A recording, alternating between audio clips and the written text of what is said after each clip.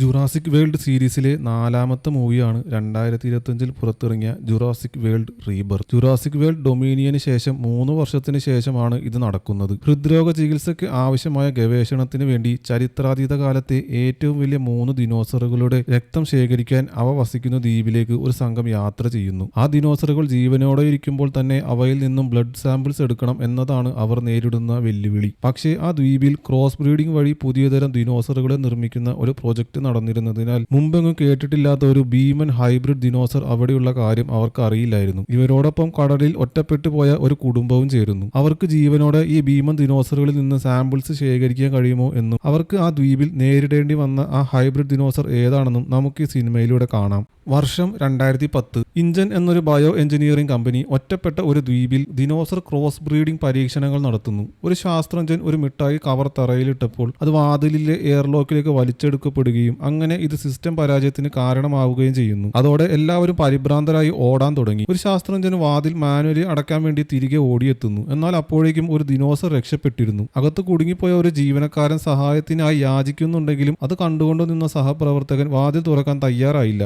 അപ്പോഴേക്കും ഒരു വലിയ ദിനോസർ അയാളെ പിന്നിൽ നിന്ന് പിടിച്ചുകൊണ്ടുപോയി കൊല്ലുന്നു. ഈ സംഭവം കഴിഞ്ഞിട്ട് 17 വർഷങ്ങൾ കഴിഞ്ഞു. ഇപ്പോൾ 2027. ദിനോസറുകൾ 32 വർഷമായി ഭൂമിയിലുണ്ട്. എന്നിരുന്നാലും ഭൂമിയുടെ ആധുനിക കാലാവസ്ഥയും രോഗങ്ങളും അവയിലേറെ എണ്ണത്തെയും കൊന്നൊടുക്കി. ദിനോസറുകളുടെ ആ കാഴ്ചയുടെ പുതുമ കെട്ടടങ്ങിയതോടെ പൊതുജനങ്ങൾക്ക് അവയിലുള്ള താല്പര്യം നഷ്ടപ്പെട്ടു. അവശേഷിക്കുന്ന ദിനോസറുകൾ ഇപ്പോൾ ഭൂമധ്യരേഖയ്ക്കടുത്താണ് ജീവിക്കുന്നത്. അതിന്റെ കാരണം എന്താണെന്ന് വെച്ചാൽ ചരിത്രാതീത കാലത്ത് അവ ജീവിച്ചിരുന്നതിന്റെ അതേ പരിസ്ഥിതിയും കാലാവസ്ഥയും ഇപ്പോൾ ഭൂമധ്യരേഖയിലെ ആ പ്രദേശത്ത് മാത്രമാണ് ഉള്ളത്. വളരെ അപകടം പിടിച്ച ഒരു സ്ഥലമായതുകൊണ്ട് അവിടേക്ക് യാത്ര ചെയ്യാൻ മനുഷ്യരെ അനുവദിച്ചിരുന്നില്ല. ഇപ്പോൾ ന്യൂയോർക്കിൽ മാർട്ടിൻ ഒരു ട്രാഫിക് ജാമിൽ കുടുങ്ങിക്കിടക്കുകയാണ്. ഒരു അപ്പാറ്റോസോറസ് തെരുവിലേക്ക് ഇറങ്ങിയത് കൊണ്ടുള്ള ട്രാഫിക് ജാമാണിത്. അയാൾ കാത്തിരിക്കുമ്പോൾ കൂലിപ്പടയാളിയായ സോറ ഒരു പ്രധാന കാര്യത്തെക്കുറിച്ച് ചർച്ച ചെയ്യാൻ കാറിനുള്ളിലേക്ക് കയറുന്നു. മാർട്ടിൻ ഒരു ഫാർമസ്യൂട്ടിക്കൽ കമ്പനിയിലാണ് ജോലി ചെയ്യുന്നത്. അയാളുടെ മേലുദ്യോഗസ്ഥർക്ക് ഹൃദയ സംബന്ധമായ അസുഖത്തിന് ഒരു മരുന്ന് വികസിപ്പിക്കാൻ ദിനോസറിന്റെ രക്തം ആവശ്യമാണ്. അതിനാൽ അത് ലഭിക്കാൻ സോറ ദിനോസറുകൾ വിഹരിക്കുന്ന ആ നിരോധിത മേഖലയിലേക്ക് പോകണമെന്നാണ് അയാൾ പറയുന്നത്. ആദ്യം അവൾ ആ ജോലി നിരസിച്ചെങ്കിലും മാർട്ടിൻ വലിയൊരു തുക വാഗ്ദാനം ചെയ്തപ്പോൾ അവൾ അതിന് സമ്മതിച്ചു. ഇതിനുശേഷം അവർ മ്യൂസിയത്തിൽ ചെന്ന് ഡോക്ടർ ഹെൻറിയോട് സംസാരിക്കുന്നു. വളരെ കുറച്ച് ആളുകൾ മാത്രം കാണാൻ വരുന്നത് കൊണ്ട് അയാൾ തന്റെ ദിനോസർ എക്സിബിഷൻ അടയ്ക്കാൻ തുടങ്ങുകയായിരുന്നു. ഹൃദ്രോഗത്തിനുള്ള മരുന്ന് വികസിപ്പിക്കാൻ ദിനോസറിന്റെ DNA ഉപയോഗിക്കണമെന്ന് കമ്പനിയോട് പറഞ്ഞത് ഹെൻറി ആയിരുന്നു. സോറ അവരുടെ ടീമിന്റെ ബോഡി ഗാർഡായിട്ട് നിൽക്കുമ്പോൾ ബ്ലഡിന്റെ സാമ്പിളുകൾ എടുക്കാൻ ഹെൻറി കൂടെ വരണമെന്ന് മാർട്ടിൻ ആവശ്യപ്പെടുന്നു. ഏറ്റവും വലിയ ദിനോസറുകളുടെ ഹൃദയത്തിന്റെ പേശികളാണ് ഏറ്റവും വലുത്. അതുകൊണ്ട് അവയിൽ നിന്നാണ് രക്തം എടുക്കേണ്ടതെന്ന് ഹെൻറി പറയുന്നു. അങ്ങനെ 3 തരം ദിനോസറുകളിൽ നിന്ന് വേണം രക്തമെടുക്കാൻ. കരയിൽ നിന്ന് ടൈറ്റാനോസോറസ്, കടലിൽ നിന്ന് മോസസോറസ്, ആകാശത്ത് നിന്ന് കെറ്റ്സൽകോട്ട്ലസിനെയും ആണ് ഇതിനുവേണ്ടി തിരഞ്ഞെടുത്തിരിക്കുന്നത്. എല്ലാ രക്തസാമ്പിളുകളും ദിനോസറുകൾ ജീവനോടെ ഇരിക്കുമ്പോൾ തന്നെ എടുക്കണം. ഹെൻറിക്ക് ഈ ദൗത്യത്തിൽ പങ്കെടുക്കാൻ താല്പര്യം ഉണ്ടായിരുന്നില്ല. പക്ഷേ സ്വന്തം പരിസ്ഥിതിയിൽ ജീവിക്കുന്ന യഥാർത്ഥ ദിനോസറുകളെ കാണാൻ അവസരം ലഭിക്കുമെന്ന് മാർട്ടിൻ പറഞ്ഞപ്പോൾ അയാളും കൂടെ വരാമെന്ന് സമ്മതിച്ചു. അടുത്ത ദിവസം 3 പേരും കൂടി സുരിനാമിലേക്ക് പറക്കുന്നു. അവിടെ വെച്ച് സോറയുടെ പഴയ സുഹൃത്തായ ഡങ്കനെ കാണുന്നു. അവർ തമ്മിൽ നേരത്തെ ഫോണിൽ സംസാരിക്കുകയും അയാൾ സഹായിക്കാമെന്ന് സമ്മതിക്കുകയും ചെയ്തിരുന്നു. പക്ഷേ ഈ മിഷൻ വളരെ അപകടകരമായതുകൊണ്ട് ഇപ്പോൾ ഈ ജോലി ഏറ്റെടുക്കാൻ ആൾക്ക് വലിയ താല്പര്യമില്ലായിരുന്നു. പക്ഷേ കൂടുതൽ പണം വാഗ്ദാനം ചെയ്ത് മാർട്ടിൻ അയാളെ കൊണ്ട് സമ്മതിപ്പിച്ചെടുക്കുന്നു. പിന്നീട് ഈ സംഘം ഡങ്കന്റെ ബോട്ടിൽ യാത്ര പുറപ്പെടുന്നു. ഗവൺമെന്റിന്റെയും കോസ്റ്റ് ഗാർഡിന്റെയും ഒക്കെ കണ്ണിൽ പെടാതിരിക്കാനുള്ള വഴികളൊക്കെ ഡങ്കൻ അറിയാം. അവർ ആ പ്രദേശത്തിന്റെ ഒരു മാപ്പ് നോക്കുന്നു. ദിനോസറുകളുടെ കട്ടിയുള്ള ചർമ്മത്തിൽ തുളച്ചു കയറാൻ കഴിയുന്ന പ്രത്യേക തരത്തിലുള്ള തന്റെ ഡാർട്ടുകൾ ഹെൻറി അവർക്ക് കാണിച്ചു കൊടുത്തു. 10 അടി അകലെ നിന്ന് ഇവ വെടിവെച്ചാൽ മതി. അവയ്ക്ക് തനിയെ സാമ്പിളുകൾ എടുക്കാനും സ്വയം പുറത്തേക്ക് തെറിക്കാനും കഴിയും. പക്ഷേ ഒരു പ്രശ്നം എന്താണെന്ന് വെച്ചാൽ ഓരോന്നിനും ഓരോ തവണ മാത്രമേ ഉപയോഗിക്കാൻ കഴിയൂ. അതേസമയം റൂബൻ തന്റെ പെൺമക്കളായ ഇസബെല്ല, തെരേസ, പിന്നെ അവളുടെ കാമുകൻ സേവിയർ എന്നിവരുമായി കടലിലൂടെ ഒരു യാത്രാക്കപ്പലിൽ സഞ്ചരിക്കുകയായിരുന്നു. അപ്പോൾ അവർ വെള്ളത്തിൽ അടുത്തായിട്ട് എന്തോ നീന്തുന്നത് കാണുന്നു. ആദ്യം അവർ അതൊരു ഡോൾഫിനാണെന്ന് കരുതി. പക്ഷേ അവയുടെ ചിറകുകൾക്ക് വ്യത്യാസമുണ്ടായിരുന്നു. പെട്ടെന്ന് ആ ജീവി അവരുടെ ബോട്ടിൽ ഇടിച്ചതിന് ശേഷം വേഗം അവിടെ നിന്നും പോകുന്നു. റൂബൻ ഇറങ്ങി പരിശോധിക്കുമ്പോൾ ബോട്ടിന് കേടുപാടുകളൊന്നും കാണാത്തത് കൊണ്ട് ആശ്വസിക്കുന്നു. അപ്പോൾ ആ ജീവി വീണ്ടും പ്രത്യക്ഷപ്പെട്ടു. അതൊരു വലിയ മോസസോറസ് ആയിരുന്നു. ഇത്തവണ അത് ബോട്ടിനെ ഏതാണ്ട് മറിച്ചിടാറാക്കിയതിന് ശേഷം അവിടുന്ന് പോകുന്നു. പക്ഷേ ആ ബോട്ട് ഒരു നിമിഷത്തേക്ക് മാത്രം നേരെ നിന്നതിന് ശേഷം പൂർണ്ണമായും അറിയാൻ തുടങ്ങുന്നു. ബോട്ടിനടിയിൽ പെടാതിരിക്കാൻ അവർ എല്ലാവരും വെള്ളത്തിലേക്ക് ചാടി. പക്ഷേ സേവിയർ അപ്പോഴും അകത്തായിരുന്നു. വെള്ളം കാരണം അയാൾക്ക് വാതിൽ തുറക്കാൻ കഴിഞ്ഞിരുന്നില്ല. പെൺകുട്ടികൾ തിരികെ ബോട്ടിലേക്ക് കയറുമ്പോൾ എമർജൻസി ബാഗിൽ നിന്ന് റേഡിയോ എടുക്കാൻ റൂബൻ സേവിയറിനോട് പറയുന്നു. ബാഗ് കിട്ടിയതിന് ശേഷം സേവിയർ വാതിൽ തുറക്കാൻ വേണ്ടി കാലുകൊണ്ട് തൊഴിക്കുന്നു. ഒടുവിൽ അവന് വാതിൽ തുറന്ന് പുറത്തേക്ക് വരാൻ കഴിഞ്ഞു. ബോട്ട് പൂർണ്ണമായും മറിഞ്ഞതിന് ശേഷം റൂബനും അതിന്റെ മുകളിലേക്ക് കയറുന്നു. പക്ഷേ ആ സമയം വെള്ളത്തിനടിയിലായിരുന്ന സേവിയർ അടുത്തുകൂടെ മോസസോറസ് നീന്തി പോകുന്നത് കാണുന്നു. ഭീമാകാരനായ ആ ജീവി പിന്നാലെ വരുമ്പോൾ അവൻ വേഗം ബോട്ടിലേക്ക് നീന്തുന്നു. ഭാഗ്യത്തിന് മോസസോറസ് ബോട്ട് ബോട്ടിനടിയിലൂടെ നീങ്ങി പോകുകയും അവർ സേവിയറിനെ രക്ഷിക്കുകയും ചെയ്യുന്നു. അടുത്ത ദിവസം രാവിലെ അവരുടെ അപകട സന്ദേശം സോറയുടെ സംഘം സഞ്ചരിക്കുന്ന ബോട്ടിലെ റേഡിയോയിൽ ലഭിക്കുന്നു. അവരെ അവഗണിക്കണമെന്നാണ് മാർട്ടിനും സുരക്ഷാ മേധാവി ബോബിയും പറയുന്നത്. കാരണം ഇപ്പോൾ അവരെ രക്ഷിക്കാൻ വേണ്ടി പോയാൽ നമുക്ക് ഒരുപാട് സമയം അതിനായി പോകും. നമുക്ക് ഈ സിഗ്നൽ കിട്ടിയിട്ടുണ്ടെങ്കിൽ കോസ്റ്റ് ഗാർഡുകൾക്കും അത് ലഭിച്ചിട്ടുണ്ടാകും. അവർ അവരെ രക്ഷിച്ചുകൊള്ളും. പക്ഷെ സോറ അവരെ സഹായിക്കണമെന്ന് പറയുന്നു. ഡങ്കനും അതിനോട് യോജിക്കുകയും ബോട്ടിന്റെ വഴി തിരിച്ചുവിടാൻ തന്റെ സംഘത്തോട് ആവശ്യപ്പെടുകയും ചെയ്യുന്നു. കുറച്ചു സമയത്തിന് ശേഷം ഡങ്കന്റെ ബോട്ട് വരുന്നത് കണ്ട് റൂബൻ ഒരു ഫ്ലയർ ഷൂട്ട് ചെയ്ത് അവരുടെ സ്ഥാനം അവർക്ക് കാണിച്ചു കൊടുക്കുന്നു. ആ ഫാമിലിയെ രക്ഷപ്പെടുത്തിയതിനു ശേഷം ഒരു മോസസോറസ് എന്തുകൊണ്ടാണ് ഒരു ബോട്ടിനെ ആക്രമിച്ചതെന്ന് സോറ അത്ഭുതപ്പെടുന്നു. ആ ദിനോസർ അവരുടെ ബോട്ടിനെ ഒരു എതിരാളിയായി കണ്ടിരിക്കാമെന്ന് ഹെൻറി പറയുന്നു. അപ്പോൾ ഇവരുടെ സംഘം എന്തിനാണ് ആ ജീവിയെ തിരയുന്നതെന്ന് റൂബൻ ചോദിക്കുന്നു. പക്ഷെ അവർ അതിന് മറുപടി ഒന്നും പറഞ്ഞില്ല. പെട്ടെന്ന് അവരുടെ റഡാറിൽ എന്തോ ഡിറ്റക്ട് ചെയ്യുകയും അലാറം മുഴങ്ങുകയും ചെയ്യുന്നു. ഇതിനിടയിൽ മോസസോറസ് ഈ ബോട്ടിലും വന്നിടിക്കുന്നു. ആ ദിനോസർ വെള്ളത്തിന് മുകളിലേക്ക് ചാടിയപ്പോൾ സോറ അതിനെ ഷൂട്ട് ചെയ്യാൻ വേണ്ടി തയ്യാറെടുക്കുകയും ഹെൻറി അവളെ ഡെക്കിൽ സേഫ്റ്റി ബെൽറ്റ് കൊണ്ട് കെട്ടിയിടുകയും ചെയ്യുന്നു. ആ സമയം ഡങ്കൻ ബോട്ട് പരമാവധി വേഗത്തിൽ ഓടിക്കുന്നു. സോറ വെടിവെക്കാൻ വേണ്ടി തയ്യാറെടുക്കുമ്പോൾ മോസസോറസ് വീണ്ടും ചാടുകയും ഡാർട്ട് ലക്ഷ്യം തെറ്റി വെള്ളത്തിൽ വീഴുകയും ചെയ്യുന്നു. ആ ജീവി ഇപ്പോൾ അവരുടെ അടുത്തേക്ക് വരികയാണ്. ഒരു കൂട്ടിയിടി ഒഴിവാക്കാൻ വേണ്ടി ഡങ്കൻ ബോട്ട് തിരിക്കാൻ തുടങ്ങുന്നു. ആ സമയം ഹെൻറി സോറയ്ക്ക് മറ്റൊരു ഡാർട്ട് നൽകി. പക്ഷേ അപ്പോഴേക്കും ആ ദിനോസർ ബോട്ടിൽ വന്ന് ഇടിച്ചതുകൊണ്ട് അവൾ തെറിച്ചു പോകുന്നു. സോറ കാലുകൾ കൊണ്ട് ബോട്ടിനെ റെയിലിൽ പിടിച്ചു നിൽക്കുകയും ഹെൻറി അവളെ മുകളിലേക്ക് കയറാൻ സഹായിക്കുകയും ചെയ്യുന്നു. അടുത്ത തവണ അവൾ ഡാർട്ട് ഷൂട്ട് ചെയ്തപ്പോൾ അത് കൃത്യമായി മോസസോറസിന്റെ ശരീരത്തിൽ പതിക്കുന്നു. ഡാർട്ട് വേഗത്തിൽ രക്തസാമ്പിളുകൾ എടുക്കുകയും കുപ്പി നിറഞ്ഞതിന് ശേഷം അത് പുറത്തേക്ക് തെറിക്കുകയും ചെയ്യുന്നു. അതിന് അതിന്റേതായ ഒരു ചെറിയ പാരഷൂട്ട് ഉണ്ടായിരുന്നതുകൊണ്ട് വളരെ സാവധാനത്തിലാണ് അത് താഴേക്ക് വീഴുന്നത്. അങ്ങനെ ഹെൻറിക്ക് അത് ഈസിയായി പിടിച്ചെടുക്കാൻ സാധിച്ചു. തങ്ങളുടെ ആദ്യത്തെ ശ്രമം വിജയിച്ചത് ആ സംഘം ആഘോഷിക്കുമ്പോൾ സോറയും ഹെൻറിയും രക്തസാമ്പിൾ എടുത്ത കുപ്പി ഒരു തണുത്ത പെട്ടിയിലിട്ടു. ഈ മിഷന്റെ ലക്ഷ്യത്തെക്കുറിച്ച് തനിക്ക് സംശയമുണ്ടെന്ന് ഹെൻറി പറയുന്നു. കമ്പനി പണമുള്ളവർക്ക് മാത്രമേ പുതിയ മരുന്ന് നൽകുകയുള്ളൂ എന്ന് അയാൾക്കറിയാം. പക്ഷെ ശാസ്ത്രം എല്ലാവർക്കും ഉള്ളതായിരിക്കണമെന്നാണ് ഹെൻറി പറയുന്നത്. ആ സമയം മോസസോറസ് ഒരു കൂട്ടം സ്പിനോസോറസുകളുമായി തിരിച്ചെത്തിയിരുന്നു. ഈ രണ്ട് ജീവിവർഗങ്ങളും ഒരു സഹവർത്തിത്വ ബന്ധത്തിൽ ഏർപ്പെട്ടിരിക്കുകയാണെന്ന് മനസ്സിലാക്കിയ ഹെൻറി ഇത് കണ്ട് ആശ്ചര്യപ്പെടുന്നു. ബോബി പുറത്തേക്ക് ഓടുകയും വെടിവെക്കാൻ തുടങ്ങുകയും ചെയ്യുന്നു. പക്ഷെ ഒറ്റ ബുള്ളറ്റും അവയെ ഏൽക്കുന്നുണ്ടായിരുന്നില്ല. അയാൾ മറ്റൊരു മൂലയിലേക്ക് മാറി ശ്രമം തുടരുന്നു. ഡങ്കൻ അയാൾക്ക് മുന്നറിയിപ്പ് നൽകിയെങ്കിലും അയാൾ അത് അവഗണിച്ചു. പെട്ടെന്ന് ഒരു സ്പിനോസോറസ് ബോബിയുടെ പിന്നിൽ കൂടെ വന്ന് വെള്ളത്തിൽ നിന്ന് ചാടുകയും അയാളെ കടിച്ചെടുത്തതിന് ശേഷം കടലിലേക്ക് മടങ്ങുകയും ചെയ്യുന്നു. പിന്നെ മോസസോറസ് കടലിൽ നിന്ന് ഒരു വലിയ ചാട്ടം ചാടുന്നു. അപ്പോഴുണ്ടായ തിരയിൽപ്പെട്ട് ബോട്ട് കുലുങ്ങുകയും മുകളിൽ നിൽക്കുകയായിരുന്ന കോപ്പലറ്റ് നീന തെറിച്ചു വീണ് ബോട്ടിന്റെ റെയിലിൽ തൂങ്ങിക്കിടക്കുകയും ചെയ്യുന്നു. ഇസബെല്ല പിടിവിട്ട് തെന്നി വീഴുകയും റെയിലിന്റെ ഇടയിലൂടെ കടലിലേക്ക് വീഴുന്നതിന് മുമ്പ് റൂബൻ അവളെ പിടിക്കുകയും ചെയ്യുന്നു. പക്ഷേ ഈ ശ്രമത്തിനിടയിൽ റൂബന്റെ കാലിന് പരിക്കേറ്റിരുന്നു. മോസസോറസ് അവളെ കടിച്ചെടുക്കുന്നതിന് മുമ്പ് റൂബൻ അവളെ മുകളിലേക്ക് വലിച്ചു കയറ്റി. ആ ദിനോസറിന് ബോട്ടിന്റെ വേലി മാത്രമേ കടിച്ചെടുക്കാൻ കഴിഞ്ഞുള്ളൂ. അപ്പോഴേക്കും ബോട്ട് പൂർവ്വസ്ഥിതിയിലായിരുന്നു. നീനക്ക് പഴയ സ്ഥലത്തേക്ക് തിരിച്ചെത്താനും സാധിച്ചു. ദിനോസറുകൾക്ക് ആഴം കുറഞ്ഞ വെള്ളത്തിലേക്ക് പ്രവേശിക്കാൻ കഴിയില്ല എന്ന് മനസ്സിലാക്കിയ ഡങ്കൻ ബോട്ട് പാറക്കെട്ടുകൾക്കിടയിലേക്ക് തിരിച്ചു.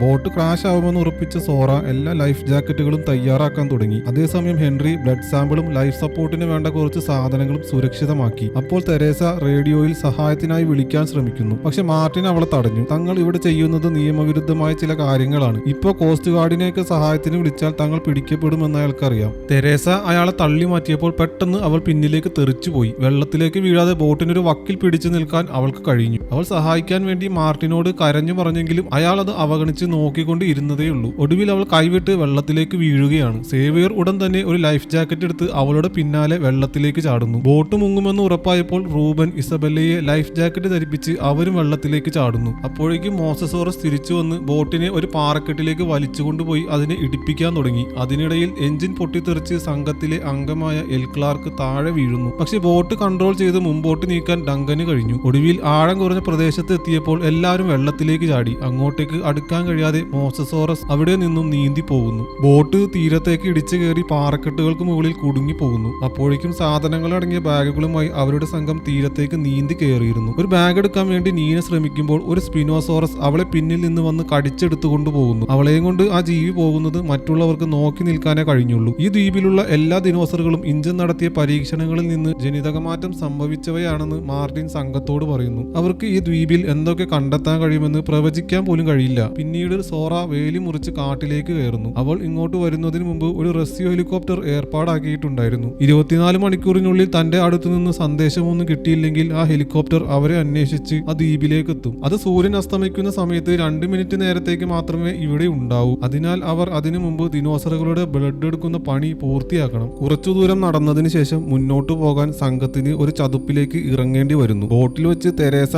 കടലിൽ വീണതിനെ കുറിച്ച് സോറ മാർട്ടിനോട് ചോദിക്കുന്നു. അപ്പോൾ മാർട്ടിൻ പറയുന്നത് താൻ ഒന്നും കണ്ടില്ലെന്നാണ്. അവളുടെ കാലിൽ എന്തോ ഉരസുന്നത് അവൾക്ക് അനുഭവപ്പെടുന്നുണ്ട്. പക്ഷേ അവർ തീരത്തെത്തിയപ്പോഴാണ് ഒരു വലിയ ഈൽ ചാടി പുറത്തു വരുന്നത്. ഭാഗ്യത്തിന് അത് അവരെ ആക്രമിക്കാതെ പോകുന്നു. അവരിപ്പോൾ ആ കാട്ടിനുള്ളിലൂടെ യാത്ര തുടരുകയാണ്. മാർട്ടിൻ കുറച്ച് വെള്ളം കുടിക്കാൻ വേണ്ടി നദിയിൽ ഇറങ്ങുന്നു. അവിടെ അയാൾ പട്ടാളക്കാർ ഒക്കെ ഉപയോഗിക്കുന്ന കുറച്ച് ടാഗുകൾ കാണുന്നു. കയ്യിൽ രക്തം ഇറ്റു വീഴാൻ തുടങ്ങിയപ്പോൾ അയാൾ മുകളിലേക്ക് നോക്കി. ഒരു മരത്തിന്റെ മുകളിൽ തകർന്ന പഴയൊരു ഹെലികോപ്റ്റർ ആണ് അയാൾ കണ്ടത്. മരിച്ച പൈലറ്റിന്റെ കയ്യിൽ ഒരു തോക്കുണ്ടായിരുന്നത് കൊണ്ട് മാർട്ടിൻ ഒരു വടി ഉപയോഗിച്ച് അത് താഴെ ഇട്ടെടുക്കുന്നു. പക്ഷെ അയാൾ ഇക്കാര്യം ആരോടും പറഞ്ഞില്ല. അതേസമയം സേവിയർ തെരേസയെ കണ്ടെത്തുന്നു. അപ്പോഴേക്കും റൂബനും ഇസബെല്ലയും കൂടി അവരുടെ അടുത്തെത്തി. ഒരു ഗുഹ കണ്ടെത്തുന്നതുവരെ അവർ ഒരുമിച്ച് നീന്തുന്നു. അത് അവരെ ആ ദ്വീപിലേക്ക് എത്തിച്ചു. ദ്വീപിലെ മനോഹരമായ കാഴ്ച അവർ ആസ്വദിക്കുകയും ഇഞ്ചൻ ലാബുകാർ ഉപേക്ഷിച്ച പൈപ്പുകൾ കണ്ടെത്തുകയും ചെയ്യുന്നു. ഇവിടെ അടുത്തുള്ള ഇഞ്ചന്റെ കെട്ടിടങ്ങളെ കുറിച്ച് സോറയുടെ സംഘം പറഞ്ഞിരുന്നത് റൂബൻ ഓർക്കുന്നു. അതുകൊണ്ട് അവ കണ്ടെത്താൻ അവർ ആ പൈപ്പുകൾ പിന്തുടരാൻ തുടങ്ങി. കുറച്ചു സമയത്തിന് ശേഷം ഒരു ചെടിയുടെ പിന്നിൽ നോക്കുമ്പോൾ ഒരു ചെറിയ അക്വാലോപ്സിനെ ഇസബെല്ല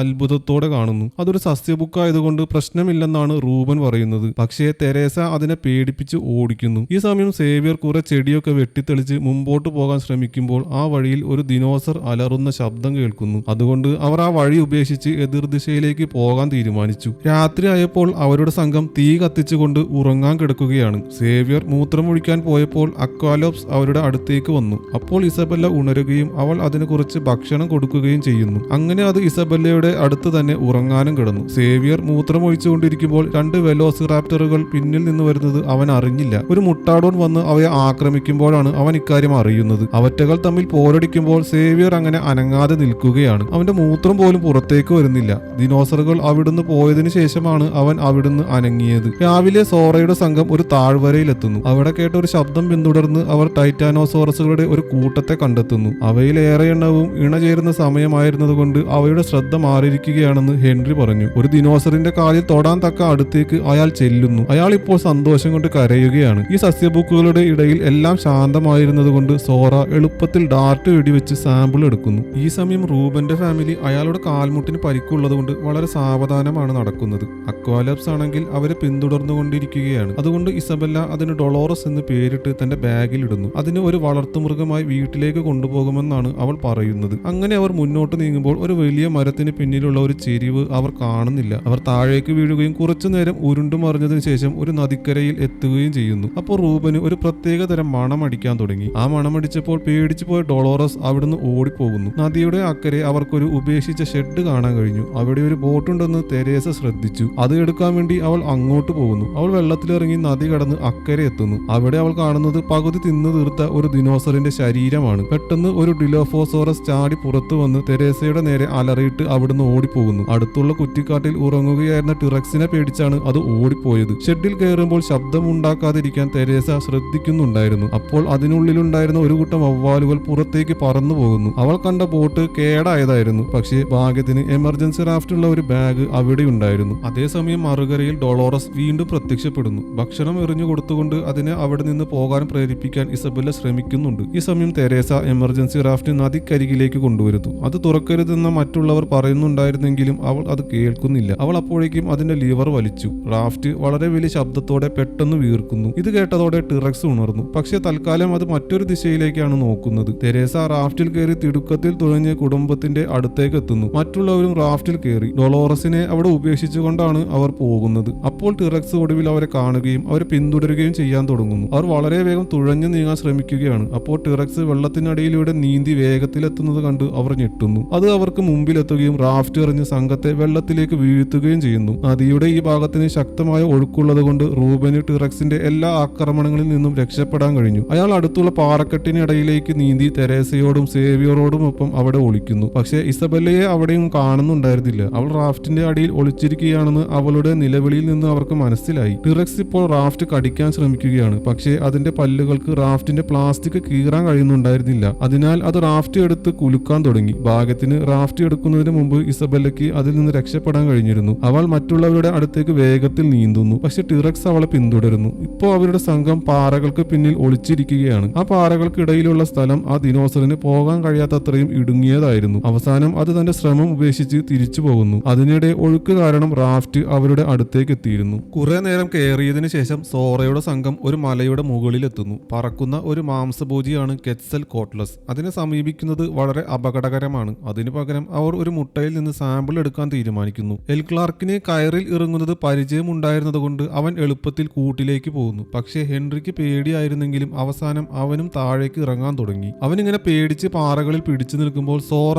അയാളെ കളിയാക്കുന്നു. ഈ സമയം മുകളിൽ ഡങ്കൻ ഇവർ ഇറങ്ങിയ കയറുകൾ സുരക്ഷിതമാക്കുമ്പോൾ ഒരു ചെറിയ ദിനോസർ ഓടുന്നത് കണ്ടു. അയാൾ സൂക്ഷിച്ചു നോക്കുമ്പോൾ ആ ചെറിയ ജീവി ഒരു പുരാതന ക്ഷേത്രത്തിൽ കയറിയെന്ന് കണ്ടെത്തുന്നു. പെട്ടെന്ന് ഹെൻറിയുടെ കയറ് സ്ലിപ്പായി അയാൾ താഴേക്ക് വീഴാൻ തുടങ്ങുന്നു. പക്ഷേ ഡങ്കൻ കയറിൽ പിടിക്കുകയും കൃത്യസമയത്ത് അയാളെ രക്ഷിക്കുകയും ചെയ്യുന്നു. ഇതിനുശേഷം 3 പേരും ഒരു ഗുഹയിൽ എത്തുന്നത് വരെ താഴേക്ക് പോകുന്നു. പക്ഷേ ഇതും ആ ക്ഷേത്രത്തിന്റെ തന്നെ ഭാഗമായിരുന്നു. അതിന്റെ നടുവിൽ ഒരു വലിയ കൂടുണ്ട്. മുട്ടയ്ക്കകത്തുള്ള കുഞ്ഞിനെ മുറിവേൽപ്പിക്കാതെ സാമ്പിൾ എടുക്കാൻ ഹെൻറി ജോലി തുടങ്ങുന്നു. അവർ അത് ഫിൽ ആവാൻ കാത്തിരിക്കുന്നതിനിടയിൽ ഈ സാമ്പിളുകൾ ഒക്കെ വെച്ച് എന്ത് ചെയ്യുമെന്ന് സോറ ഹെൻറിയോട് ചോദിച്ചു. മരുന്ന് എല്ലാവർക്കും ലഭ്യമാവണമെന്നും ദശലക്ഷക്കണക്കിന് ആളുകളുടെ ജീവൻ രക്ഷിക്കാനായി അത് എല്ലാവർക്കും നിർമ്മിക്കാൻ കഴിയണമെന്നുമാണ് അയാളുടെ ആഗ്രഹം. ഈ സമയം മലയുടെ വശത്ത് എൽ ക്ലാർക്ക് കയറുകൾ സുരക്ഷിതമാക്കിക്കൊണ്ടിരിക്കുകയായിരുന്നു. അപ്പോൾ കെറ്റ്സൽ കോട്ട്ലസ് കൂട്ടിലേക്ക് മടങ്ങുന്നത് അവൻ കാണുന്നു. ആ ദിനോസർ ആക്രമിക്കുന്നതിന് തൊട്ടു മുൻപ് ഓടി തൂണുകൾക്ക് പിന്നിൽ ഒളിക്കാൻ അവൻ മറ്റുള്ളവർക്ക് മുന്നറിയിപ്പ് നൽകുന്നു. ആ ജീവി ഇപ്പോൾ ഹെൻറിയെ ആക്രമിക്കുകയാണ്. അതുകൊണ്ട് അതിന്റെ ശ്രദ്ധ തിരിക്കാനായി സോറ